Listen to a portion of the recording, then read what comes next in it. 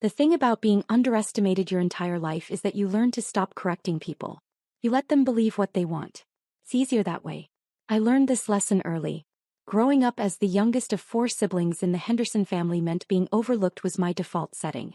My older sister Victoria was the golden child, Harvard Business School, married to a hedge fund manager, 2 perfect children, a brownstone in Georgetown. My brothers were equally impressive on paper. Marcus ran a successful consulting firm, and David practiced corporate law at a white shoe firm. And then there was me, Emma. The one who never quite lived up to her potential, as Dad liked to say at family gatherings. I stopped trying to explain my career path to them years ago. When I told them I worked at a law firm downtown, they assumed I was a secretary or administrative assistant. When I mentioned working in the courts, they nodded sympathetically, probably imagining me filing documents in some dusty clerk's office. The truth was more complicated. But I'd learned that some people, especially family, only see what they expect to see. This Thanksgiving dinner at my parents' estate in McLean, Virginia, was following the usual script. The dining room table was set with Mom's finest china, the chandelier casting warm light over faces I'd known my entire life. Victoria sat at Dad's right hand as always, her diamond earrings catching the light as she held court about her latest business acquisition. The profit margins are incredible, she was saying, swirling her wine. We're projecting 40% growth next quarter. Outstanding, sweetheart, Dad beamed. He was a retired federal prosecutor, still commanding and sharp at 72. You've always had such a head for business. Mom nodded enthusiastically. We're so proud. All our children have done so well. She paused, her eyes landing on me. Well, most of them anyway. I took a bite of turkey. I'd heard variations of this my entire life. Emma works hard too, my nephew Tyler said unexpectedly. He was 15 and I'd always liked him. She's always busy when I text her. Victoria patted his hand. That's sweet, honey. But there's a difference between being busy and being successful. She turned to me with that patronizing smile I knew so well. No offense, Emma. Not everyone can be a high achiever. None taken, I said evenly. What is it you do again? Marcus asked, though he'd asked this same question for the past 8 years. Something with law? I work in the legal field, yes. Legal secretary? Dad's tone was dismissive. Or paralegal? Just an office assistant at some law firm, Victoria interjected, her voice dripping with false sympathy. Making coffee for lawyers, running errands. That sort of thing. The table went quiet for a moment, that awful, pitying silence. Then David laughed. Hey, nothing wrong with that. Somebody's got to keep the coffee machine running. More laughter rippled around the table. I nodded and reached for the cranberry sauce. The coffee is important. You know, Victoria continued, warming to her subject, it's never too late to go back to school. Maybe get a real degree? I could ask around, see if anyone needs an entry-level associate. With your experience making copies and scheduling appointments, you might be qualified. That's generous, I said simply. Mom sighed. Emma, darling, you're 31 now. Don't you think it's time to think seriously about your future? Your sister was already making 6 figures by your age. I'm aware. I just don't understand where we went wrong with you, Dad said, shaking his head. Your siblings all excelled. You had the same opportunities, the same education. Different people, different paths, I said, cutting my turkey into precise pieces. Different paths, Victoria echoed mockingly. Is that what we're calling underachievement now? My phone buzzed in my pocket. I ignored it. Buzzed again. And again. Probably spam, Marcus said. Although maybe it's your boss asking you to come in on the holiday. That's what happens in service positions. The phone began ringing. I glanced at the screen. Supreme Court clerk, urgent. Everyone at the table noticed my expression change. Or rather noticed that it didn't change. I'd spent years training myself not to react. Excuse me, I said, standing. I need to take this. See, Victoria said as I walked toward the hallway. Can't even enjoy Thanksgiving without work calling. That's the problem with low-level positions. No boundaries, no respect. I answered in the hallway. Justice Henderson. Justice Henderson, I'm so sorry to interrupt your holiday. It was James, the senior clerk.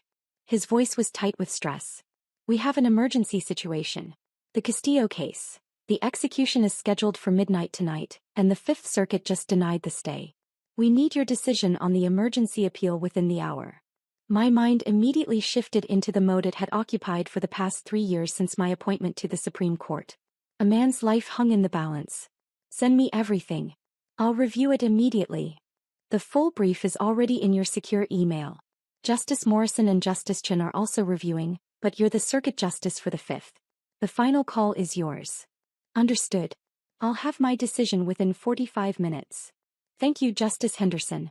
Again, I apologize for. It's fine, James. This is why we're here.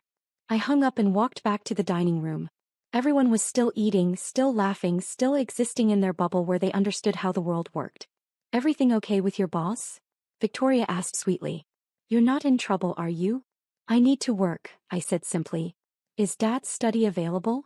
Of course, Dad said, waving his hand dismissively. Though I'm surprised they can't function without their assistant for one evening. That's poor management.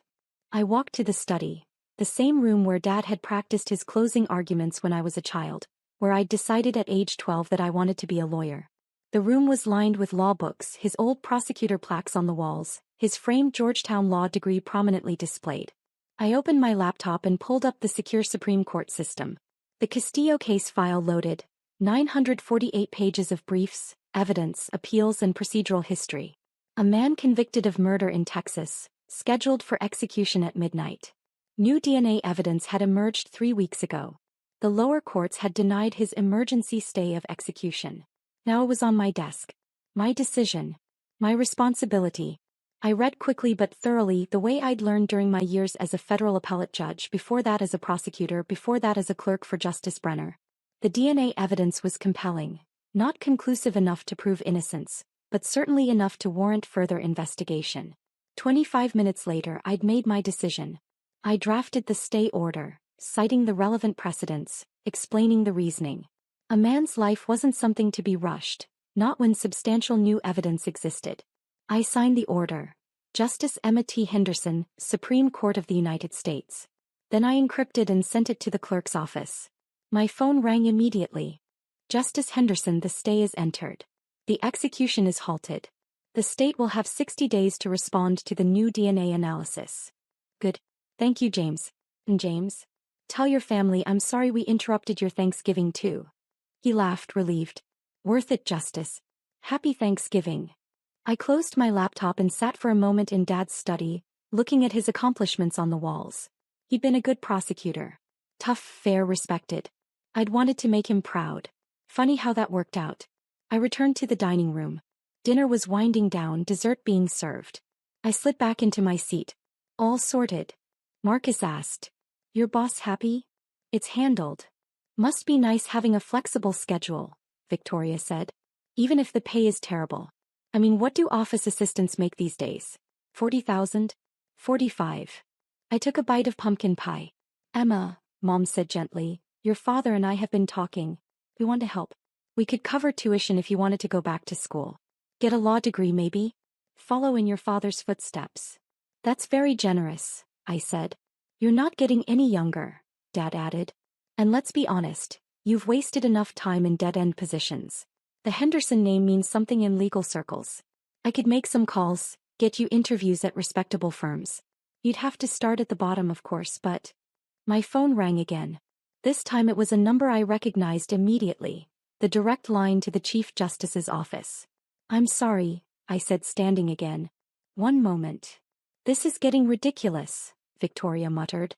What kind of office assistant gets this many calls? I answered in the hallway. Justice Henderson. Emma, it's Margaret. Chief Justice Margaret Reeves, my colleague and friend. I just saw your stay order on Castillo. Brilliant work. Exactly the right call. Thank you, Chief. Listen, I know you're with family, but we need to discuss the calendar for next term. The abortion case from Louisiana. We're going to need your vote on whether to grant cert. And the affirmative action cases are proving complicated. Can you come by my office Saturday morning? Of course. 9 o'clock. Perfect. And Emma? Stop letting them treat you like a secretary. I paused. You heard. Your mic wasn't muted when you answered. The whole clerk's office heard your sister. She chuckled. They're placing bets on how long it takes for your family to figure it out. I should probably tell them. Should you? Or should you let them continue making fools of themselves? She laughed. Either way, see you Saturday. Enjoy your pie. When I returned to the table, Victoria was in the middle of a story about closing a major deal. And I told them, either you meet my terms or I walk. That's how you command respect in business. Impressive, sweetheart, Dad said. You've always known your worth. Unlike some people, Marcus said, glancing at me. No offense, but you've always been too passive. That's why you're stuck in support positions. You need to be aggressive, demand more. Demand more, I repeated. Good advice. It's not too late, Victoria said. Even at your age with the right attitude, you could maybe work your way up to paralegal. Might take a few years, but... Tyler, my nephew, was looking at his phone. His eyes went wide. Aunt Emma? Yes, honey. Why does this say you're a Supreme Court justice? The table went silent. Every head turned toward Tyler. What? Victoria laughed. Tyler, whatever you're reading is obviously wrong. Your Aunt Emma works as an assistant at... No, look. He turned his phone around. On the screen was the Supreme Court website, specifically my official biography page, complete with my official portrait. Me in my judicial robes, looking considerably more formal than I did in my Thanksgiving sweater. That can't be right, Marcus said, taking the phone. His face went pale. This is the actual Supreme Court website. Obviously it's a mistake, Victoria said, but her voice had lost its confidence. Or maybe there's another Emma Henderson who... Justice Emma Teresa Henderson, Dad read aloud from Tyler's phone, his voice hollow. Appointed by President Mitchell 3 years ago at age 28, becoming the youngest Supreme Court justice in American history. Previously served on the Fourth Circuit Court of Appeals. Harvard Law School magna cum laude. Clerked for Justice Brenner. Former federal prosecutor specializing in constitutional law. The silence was deafening. But you said... Mom started, then stopped. You said you worked at a law firm. I do work in law, I said calmly. I just didn't specify which court. You let us think you were a secretary, Victoria whispered, her face red. You let us mock you, criticize you. I tried to tell you, I said simply. 8 years ago when I was appointed to the federal appellate court. You didn't listen. 3 years ago when I was nominated to the Supreme Court. You were too busy with Victoria's merger to attend my confirmation hearings. Last Christmas when I mentioned needing to write an opinion. You assumed I meant I was filing paperwork for lawyers. Dad's hands were shaking. You're on the Supreme Court. Yes. The highest court in the nation. That's correct. And you never corrected us when we thought. I tried, I said again. Many times. But you only hear what you expect to hear. I'm the youngest. The quiet one. The disappointment. So when I said I work in the federal courts, you heard, I'm a clerk. When I said, I'm writing a decision, you heard, I'm typing someone else's work. When I said, I can't make dinner because I have court, you heard, I'm too unimportant to get time off. Victoria had gone completely white. The Supreme Court. All those times you asked me for legal advice about your company, Marcus said slowly, and I said you wouldn't understand because you weren't a real lawyer. I remember. And I said, David, the corporate attorney, looked sick. I said you should consider law school. That I could give you tips on the LSAT. You did say that. Multiple times. Mom was staring at the phone, scrolling through my bio. It says you've written 14 majority opinions. Including Henderson versus California, which expanded Fourth Amendment protections. She looked up, tears in her eyes. That was you. Yes. That was a landmark case. Your father and I discussed it for weeks. We were so impressed with the legal reasoning. She covered her mouth. Oh my God. Dad stood up abruptly, his chair scraping against the floor. He walked to the window, his back to us. His shoulders were shaking. Dad. I said quietly. He turned around. His face was torn between pride and horror. I'm a retired federal prosecutor. For 30 years I worked in the legal system. And I didn't recognize that my own daughter had been appointed to the Supreme Court. You were invited to the ceremony, I said gently. You said you were too busy with Victoria's Business Awards dinner. He sat down heavily. I told you to get a law degree. I offered to make calls for you. I said you'd wasted your life. His voice broke. You're one of the 9 most powerful judges in America, and I told you that you'd wasted your life. Everyone makes mistakes, I said. But why didn't you force us to listen? Victoria demanded, some of her fight returning. Why did you let us humiliate ourselves? I tried. You didn't want to hear it. And eventually I realized something. The people who truly matter, my colleagues, the legal community, the people whose lives I affect with my decisions, they know who I am. I don't need my family to validate my worth. But we're your family, Mom said, crying now. We should have known. We should have paid attention. Yes, I agreed. You should have. Tyler was still looking at his phone, scrolling through articles. Aunt Emma, it says here that you're considered one of the most brilliant legal minds of your generation. That your opinions are studied in law schools. That you're likely to serve on the court for the next 50 years. That's very flattering, but it says you turned down multiple offers from Supreme Court justices to clerk for them because you wanted to be a prosecutor first. To understand the real-world impact of legal decisions. I did want that experience, yes. And it says. He looked up, his face filled with awe. It says you were the youngest person ever appointed to the federal appellate court. And then the youngest Supreme Court justice in history. Aunt Emma, you're literally in the history books. Victoria made a sound somewhere between a laugh and a sob. All those times I tried to help you network. I tried to get you interviews at law firms. I said you needed connections. She looked at me with something like horror. You're more powerful than everyone I know combined. Power isn't really the point. The president nominated you personally, Marcus read from his own phone, which he'd grabbed. It says you met with senators from both parties. The confirmation vote was 78-22, one of the strongest bipartisan approvals in decades. The hearing was quite thorough, I said neutrally. I'm never going to live this down, David said suddenly. He was laughing, but it sounded pained. I'm a corporate lawyer. I practice in federal court. I've cited your opinions in my briefs. I literally used your legal reasoning to win a case last month. And I told you that you should consider law school. Your brief was very well argued, I said. Henderson v. Datacorp, Fourth Circuit. I read it when you mentioned the case at Easter. He put his head in his hands. Oh my God. Emma, Dad said, and his voice was different now, respectful, almost formal. The call you took earlier. That was about a case. An emergency stay of execution. Death penalty case from Texas. The order has been filed. You granted the stay? I did. There was new DNA evidence that warranted further review. He nodded slowly, his prosecutor instincts taking over despite his shock. That's the right call. The evidence threshold for capital cases should be higher when new information emerges. He paused. You saved a man's life tonight. During Thanksgiving dinner. While we were mocking you for being a secretary. I was doing my job. Your job, Victoria repeated. Your job is interpreting the Constitution of the United States. Among other things, yes. Mom stood up and walked over to me. She took my hands in hers. I am so sorry. I'm so sorry. We've been terrible. Dismissive and cruel and blind. You accomplished something extraordinary and we didn't even notice. You noticed what you wanted to notice, I said, not unkindly. You had a narrative about who I was and you couldn't see past it. But how could we not know? She asked desperately. It was in the news. Your nomination was front-page news. It was. For about 3 days. Then a celebrity scandal broke and everyone moved on. Besides, none of you read the news sections I'm mentioned in. You read business news, society pages, financial reports. Not Supreme Court coverage.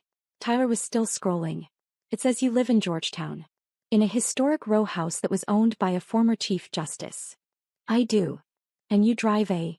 He paused. It says you have a Supreme Court police security detail. That's standard for justices, yes. You have bodyguards, Marcus said flatly. You have federal bodyguards and we thought you were struggling to make rent. You offered to lend me money last Christmas, I recalled.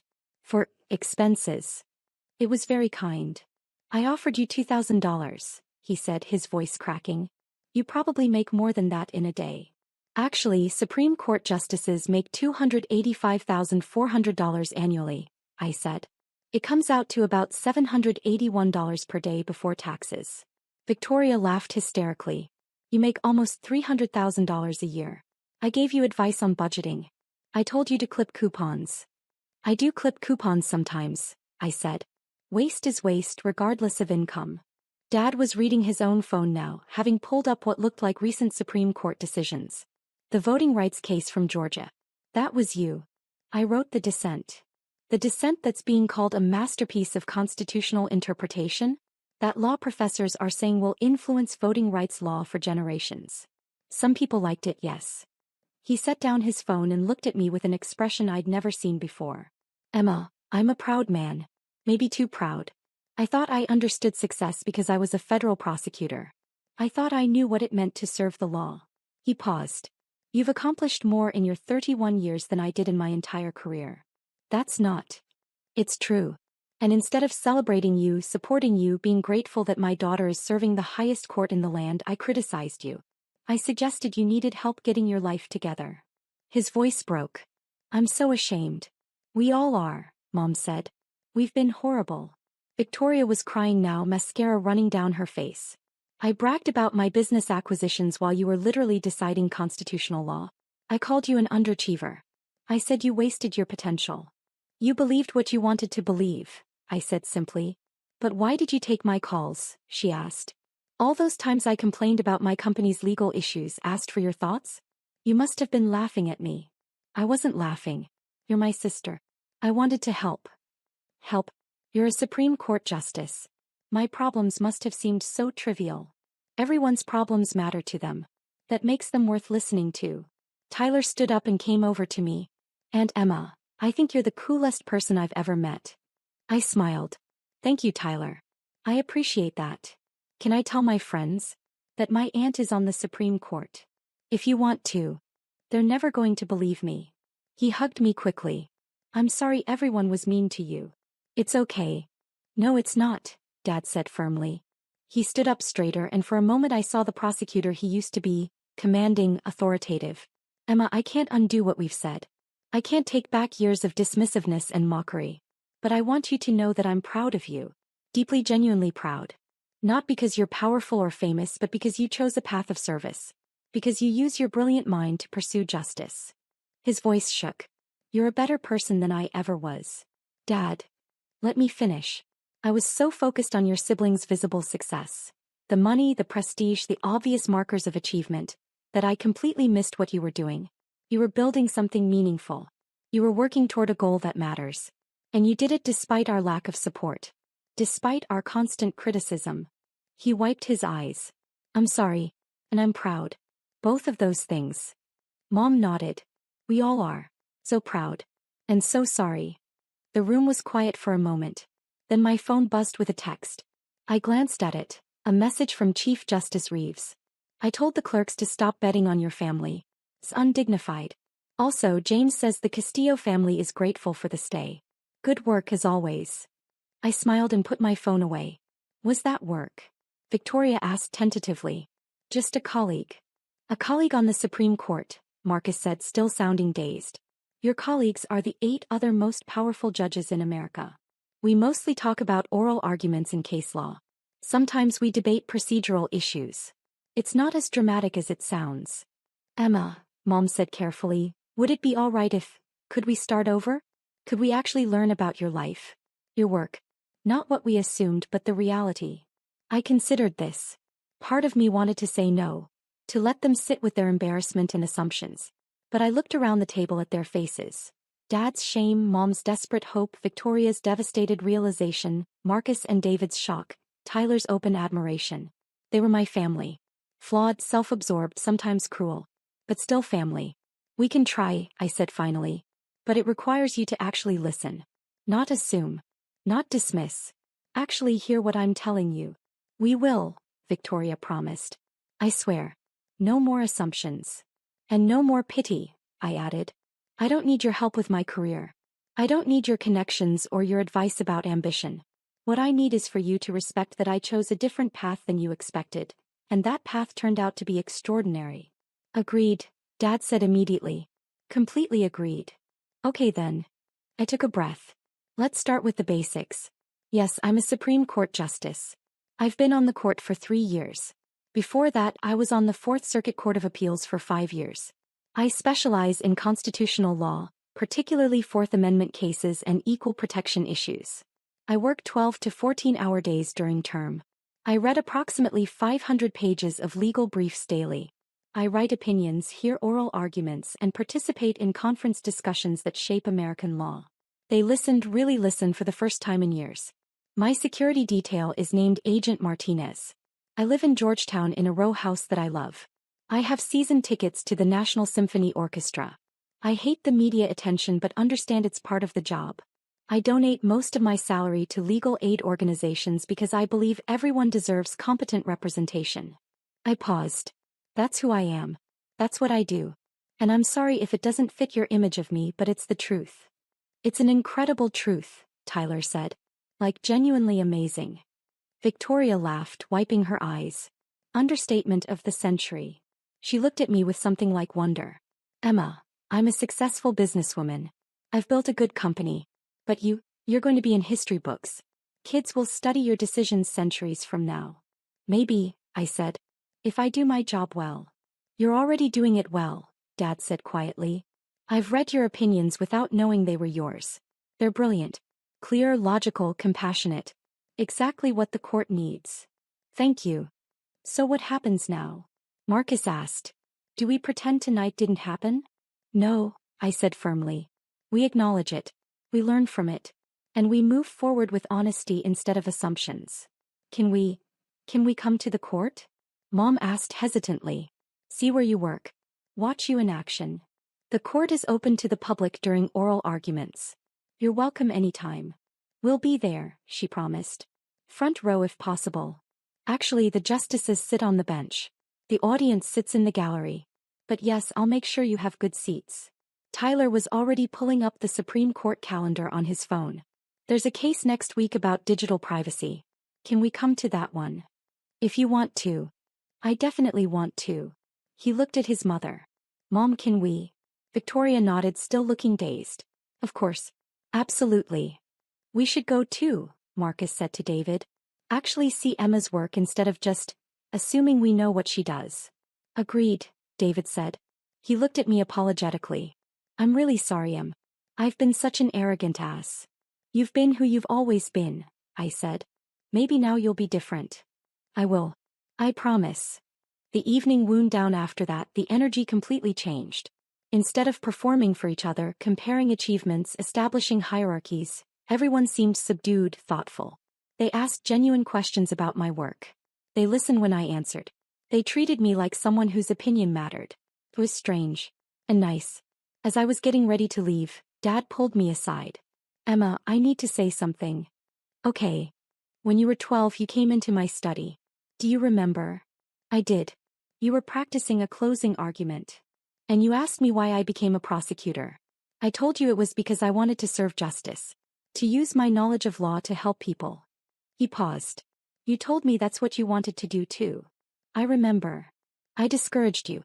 I said it was too hard, that you were too soft, that you'd never make it in law. His voice cracked. I was wrong. You didn't just make it in law. You surpassed every expectation, every benchmark, every measure of success. And you did it despite my doubt. Dad. Let me finish. You are everything I hoped to be as a lawyer and never quite achieved. You are serving justice at the highest possible level.